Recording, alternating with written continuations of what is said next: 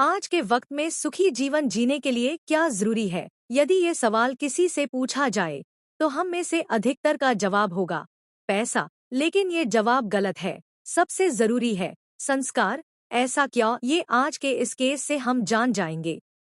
बच्चों को अंधाधुन पैसों का आदी बनाने से पहले उनमें संस्कार और स्वाविवेक के बीज जरूर बोने चाहिए, ताकि अच्छे बुरे निर्णय लेने में उनको आसानी हो और वो खुद पे और गलत व्यवहार पे काबू रखना सीखे। अगस्त 2021 में 20 साल का अभिषेक मलिक सुबह अपने घर पहुंचता है। दरवाजा बंद मिलता है। डोरबेल बजाने और दरवाजा पिटने पे भी कोई रिस्पॉन्स नहीं मिलता, जबकि उसके घर में उसके मम्मी, पापा, नानी और छोटी बहन थे। बहुत देर की कोशिश के बाद वो अपने चाचा और मामा को फोन करके बताता है और चाचा ऊपर के फ्लोर पे पास के घर से एक व्यक्ति को अंदर उतार कर दरवाजा खुलवाते हैं। अंदर का नजारा देख रिश्तेदारों और अभिषेक के होश उड़ जाते हैं। उन चारों को गोली मार दी गई थी। अभिषेक के मम्मी, पापा और नानी की मौके पे ही मृत्यु हो गई थी, जबकि बहन तमन्ना की सांसें चल रही थी। लेकिन 2 दिन हॉस्पिटल में रहने के बाद उसकी भी मृत्यु हो गई। अभिषेक पे दुखों का पहाड़ टूट जाता है। सब उसको संभालते हैं। पुलिस इन्वेस्टिगेशन शुरू करती है। अभिषेक और परिवार वालों के बयान लिए जाते हैं। पुलिस नोटिस करती है कि अभिषेक की हरकतें कुछ अलग है। वो बार बार बयान बदल रहा है और कई बातें झूठ बोल रहा है। जैसे वो कहता है कि वो सुबह जल्दी उठकर घर से बाहर गया था, फिर 11 बजे लौटा, जबकि पड़ोसी बताते हैं कि वो 2-3 दिन से घर से बाहर रह रहा था। घटना वाली रात भी वो वहां नहीं था, बल्कि सुबह ही आया था।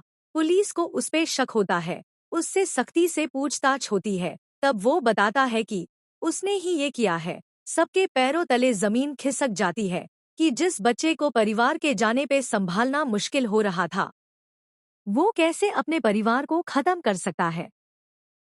पुलिस उससे कड़ी पूछताछ करती है।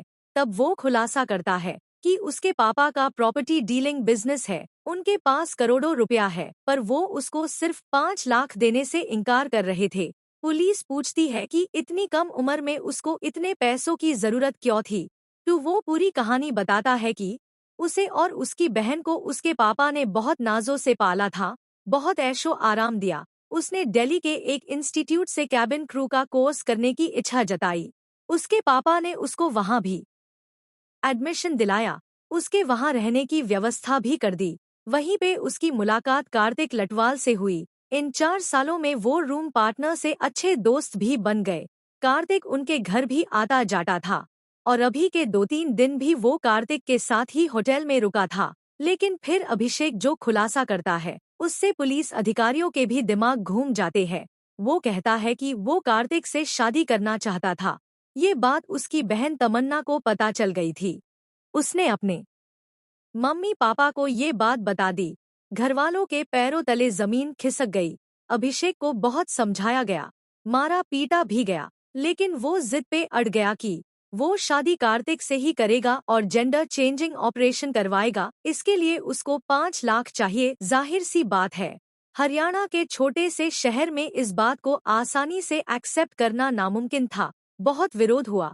बबलू पहलवान ने उसे बहुत मारा पीटा और उसको साफ कह दिया कि उसने ऐसा किया तो वो उनके लिए मर जाएगा। ये कई महीनों तक चलता रहा। आखिर में उन्होंने अपनी सारी प्रॉपर्टी भी अपनी बेटी के नाम कर दी, लेकिन अभिषेक पे कोई असर नहीं हुआ। आखिर में उन्होंने अभिषेक की नानी को बुलाया, क्योंकि अभिषेक उनसे बहुत प्यार करता था, लेकिन उनके समझाने का भी उसपे कोई असर नहीं हुआ। बबलू पहलवान ने कह दिया कि ऐसा कुछ वो अपने घर में कभी नहीं होने देंगे। अभिषेक ने तब अपने घर वालों को रास्ते से हटाने का सोच लिया। वो घर से चला गया और होटल में रुका। वहां उसने कार्तिक को भी बुला लिया। फिर इस घटना को अंजाम दिया और अपने पापा की रिवॉल्वर से ही अपने पूरे परिवार को खत्म कर दिया।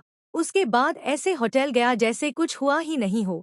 पुलिस उसको गिरफ्तार करती है, लेकिन उसे परिवार के जाने के दुख से ज्यादा कार्तिक से बिछड़ने का दुख था। वो कार्तिक को याद कर जेल में भी रोता रहता और इन्वेस्टिगेशन में पुलिस को पता चला कि इस घटना से कार्तिक का कुछ भी लेना देना नहीं था। वो तो बस अभिषेक से मिलने और उसके साथ कुछ दिन रहने होटल आया था। कुछ महीने बाद कार्तिक ने एक लड़की से शादी कर अपना घर बसा लिया और वो खुशी से अपनी जिंदगी गुजार रहा है। और अभिषेक ने ना समझी मेन अपने परिवार को ही खत्म कर दिया।